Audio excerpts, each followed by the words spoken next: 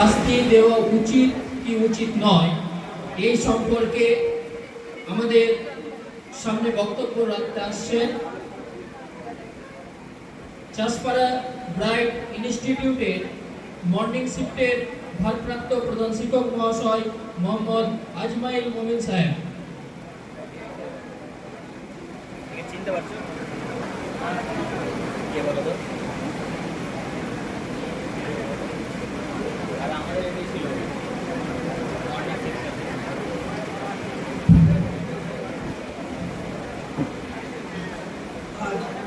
আজ টিচার্স কর্মশালা সভা এই সবাই সবাইকে আমার আন্তরিক শুভেচ্ছা এবং সালাম জানিয়ে আমার অতি সংক্ষিপ্ত বক্তব্য উপস্থাপন করছি।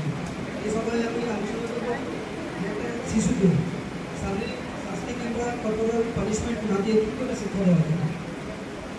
ঘরের একটা ক্লাসে 40 জন বাচ্চা আছে, 40 জন বাচ্চার মধ্যে কিন্তু এক একজনের এক এক রকম বৈশিষ্ট্য হয়।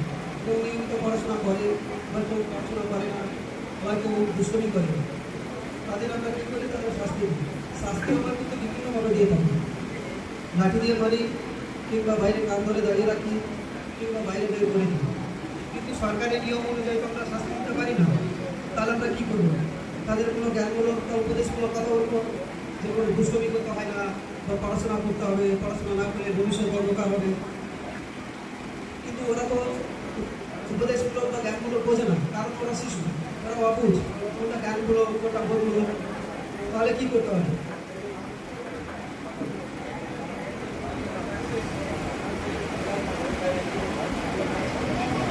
একটা কথা সবারই জানা আছে, যে কিছুদিন আগে একটা ঘটে যাওয়ার ঘটনা পূর্ব মেদিনীপুর জেলার।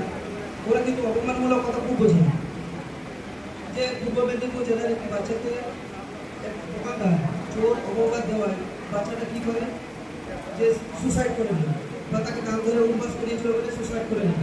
তাহলে কি আমরা তাদের শাস্তি দিতে পারি না? তাদের শাসন করতে পারি না? কিন্তু শাসন না করলেও তো আমার সমস্যা, যে পড়াশোনা ওরা করে আসবেন।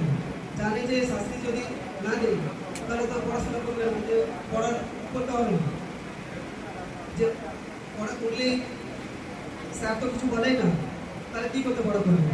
তার জন্য শাস্তি দেওয়া উচিত। তবে শাস্তিটা যেন ভয় দেখানোর কথা হয়। আবার এতটাও ভয় দেখাতে হবে না যাতে করে আবার স্কুল আসা বন্ধ করে দেয়।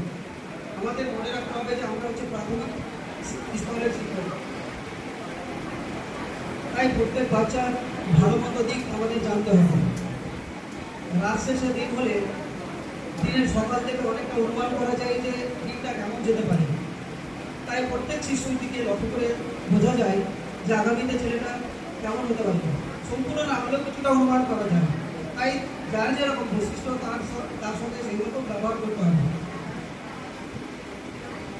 যেমন কেউ একটু বকলে চোখে জল চলে আসে, আবার কেউ চুপ হয়ে যায়, বা কাউকে লাঠি দিয়ে না মারলেও হয় না। তাই যার যেরকম যোগ্য তাকে এরকম শাস্তি দিতে হবে।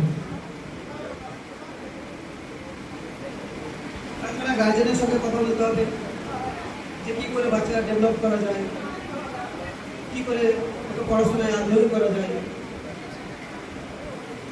ওরা কিন্তু গুড ব্যাড ভালো বোঝে। কোনো বাচ্চাকে যদি বলা হয় ভালো করে পড়াশোনা করবে, তোমাকে গুড বলা হবে, তাহলে তো ওরা মানে খুশি হবে। আবার যদি বলা হয় ব্যাড বলা হয়, তাহলে ব্যাড ভাষাটা খুব বুঝবে। পড়াশোনা কী করতে গেলে যে পড়াশোনা আগ্রহী হয় সেক্ষেত্রে তাদের সঙ্গে কথা বলতে হবে। স্কুলের ক্লাসের মধ্যেই তাদেরকে পড়াটা মুখস্থ করিয়ে দিতে হবে। যে বাড়ির অজুহাত দিবে যে বাড়ি থেকে পড়াশোনা করবে না, করে আসে না, একটা কথা চলবে না। ক্লাসের মধ্যে থেকে পড়া মুখস্থ করিয়ে দিতে হবে। কোনো শিশু যদি কোনো শক্ত খাবার যদি না খেতে পারে তাহলে মা কী করে? তাকে নরম করে খাবার খাইয়ে দেয়। একই রকমভাবে শিক্ষকদেরও উচিত যে পড়াটা দেওয়া হবে সেই পড়াটাকে ভালো করে বুঝিয়ে সহজ করে দেওয়া, যাতে পড়ার প্রতি তার আকর্ষণ জাগানো, যাতে ও সহজেই পড়াটা মুখস্থ করে। ক্লাস ফিনিশ করে বাচ্চার ক্ষেত্রে আমি যেটা করি, যে পড়াটা আমি দিই তাকে বলে দেওয়া হয় যে আগামীকাল তোমাকে পড়া ধরবো, ক্লাস সিরাপ করতে হবে। তখন আমি ওদের একটা উৎসাহমূলক কথা বলি যে পড়া ভালো দিতে পারবে কিংবা আগে সিরাপ দেখাতে পারবে, তাকে আমি খাতা দেখতে দেবো কিংবা পড়া ধরতে দেবো। তারপরে কি হয়, পড়াটা মোটামুটি ভালোই পারবে।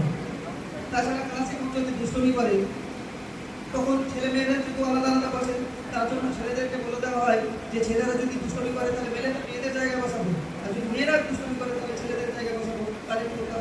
অলেমেন্ট হয়ে থাকে, কোনো চর্চা একদম চুপ থাকে।